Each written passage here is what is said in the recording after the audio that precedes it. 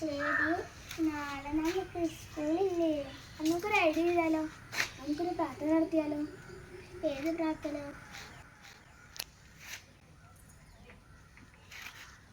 നിങ്ങളിത് എന്താ ചെയ്യണേ? ഞങ്ങളിവിടെ പ്രാർത്ഥന നടത്തണം. എന്ത് പ്രാർത്ഥന ചെയ്യണം?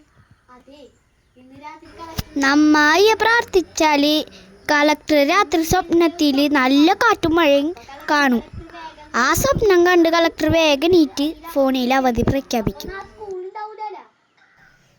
ആഹാ, സ്കൂളില്ലാണ്ടിരിക്കാനുള്ള പ്രാർത്ഥനയാണോ? എന്നാ ഞാനും ഉണ്ട്. ദൈവമേ, ഞങ്ങളുടെ കളക്ടർ നേരത്തെ കടന്നുറങ്ങണമേ. കളക്ടർ നല്ല കാറ്റും മഴയും സ്വപ്നം കാണണമേ. അത് കണ്ട് കളക്ടർ നാളെ സ്കൂൾ അവധിക്കണേ. ഞങ്ങളുടെ കളക്ടറിനെ കാക്കണേ.